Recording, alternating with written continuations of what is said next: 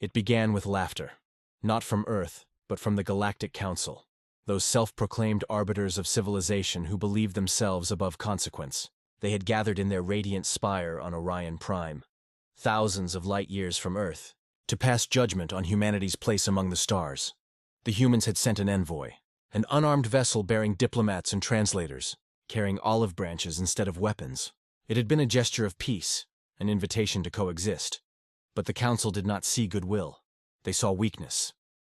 And so, in the cold darkness of interstellar space, the envoy ship Athena's Voice was intercepted. A fleet of sleek, crystalline warships descended, bristling with weapons older civilizations had forged long before humanity ever touched fire. The humans inside had no defenses, no fleets to call upon, no expectation of violence. The aliens boarded them casually, mocking the fragile primates they found inside. They executed the diplomats in full broadcast, transmitting it not only back to Earth but across the Council's networks. Their words carried venom and mockery. See the apes of Sol? They carry parchment and ink while others carry fleets. This is their measure, soft flesh and hollow pleas. The ship was burned, reduced to glowing slag, and in their arrogance, the Council celebrated. Laughter across the stars on Orion Prime. The great hall of the Council echoed with derision. The humans, one delegate sneered, still believe kindness is a shield. Another, her voice dripping with disdain, added, civilization demands strength. Earth brings only sentiment. They are infants among titans. For days the mockery spread through the galaxy like wildfire. In markets, in military barracks, even in the back channels of pirate dens, humanity was a joke. They were called the species of tears, the poets of Sol, and most cutting of all, the silent ones, because Earth did not immediately answer the insult. The silence was interpreted as fear. The Council, emboldened by this perceived weakness, voted to bar humanity from trade lanes, strip them of diplomatic rights, and confine them to their little blue cradle. The galaxy believed Earth would lower its head, that they would grieve, protest, perhaps pen more words that would vanish in the void. But silence is not always weakness. Sometimes silence is the inhale before the storm, the stillness before war. For 3 months, Earth said nothing. The vids of executed diplomats played across human cities, stirring fury that burned hotter than any star. The colonies mourned. The fleets, scattered patrolling quiet sectors, fell into grim silence. Politicians made no speeches. Generals gave no interviews. The galaxy watched and whispered, humanity accepts their place. But beneath the oceans of silence, steel was being forged.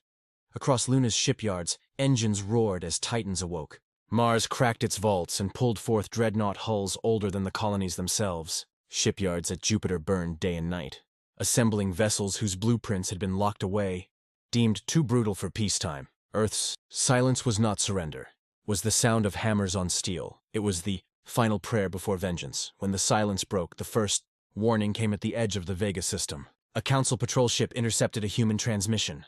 Cold, mechanical, unflinching. This is Earth. We have heard your laughter. We have buried our dead. Now you will hear our answer. Then space trembled. From the dark side of Vega's star, ships emerged. Not a fleet, a storm. Carriers whose shadows swallowed moons, frigates cloaked in obsidian armor, and dreadnoughts so vast their arrival warped grav scanners into static. The patrol ship fired in panic. Its beams scattered like rain against the iron skin of the first dreadnought. Seconds later, it was ash, erased from existence by a single human broadside. Word spread like wildfire. The silent ones were no longer silent. The Council assembled emergency sessions, their arrogance fraying. But even then, many scoffed. Earth has fleets, yes, but they are still young. They cannot challenge the weight of the galaxy. They had not yet seen the scale. The march of shadows when humanity rose, it was not with words. It was with shadows. In system after system, human fleets arrived, not announced by diplomacy, but by eclipses. Stars dimmed as Earth's armadas slid into orbit, their hulls black as midnight, their numbers countless. Council. Worlds that had mocked Earth awoke to see, their skies blotted out by ships that spanned horizons. Cities looked up and saw the end written in steel. The fleets did not warn twice. Orbital defenses shattered in minutes. Armies that had once laughed at fragile primates were crushed beneath bombardments so precise, so merciless, that survivors spoke of them as acts of divine wrath. The humans did not fight as the Council expected. They did not posture. They did not negotiate. They erased. Entire armadas, vanished. Entire colonies leveled.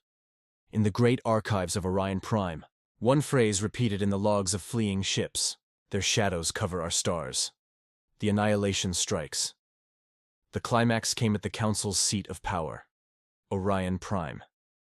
It was a jewel of the galaxy, a planet of spires, domes, and shining seas, protected by fleets that had stood for centuries. The Council had mocked Earth within those walls, laughing as the envoy burned. Now they watched in horror as the skies darkened. The human fleet arrived without fanfare. Dreadnoughts emerged like moving mountains, carriers spilling squadrons like swarms of locusts, frigates threading the void like knives. Their formation was vast enough to eclipse not just moons, but the sun itself. Orion Prime fell into twilight at noon. The Council broadcast frantic pleas for peace. They swore it had been a misunderstanding. They begged. They promised reparations. But humanity's reply was colder than the void. "Your laughter killed our children. Now silence will bury yours." Then the bombardment began. Orbital platforms shattered in the first minute.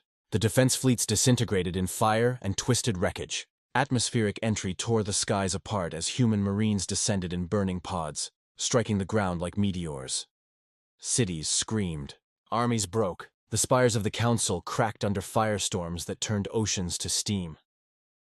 For 3 days, Orion Prime burned, and when the smoke cleared, the Council was ash. The aftermath of vengeance, silence returned. But it was no longer the silence of patience. It was the silence of a galaxy in shock. Worlds that had mocked humanity now whispered in dread. Pirates who had once preyed on soft Earth merchants fled into exile. Entire civilizations, older, stronger, once smug, bowed their heads and muttered a single vow: never provoke Earth again. The stars remembered how shadows once covered them. They remembered that the Silent Ones had spoken, and their voice was annihilation.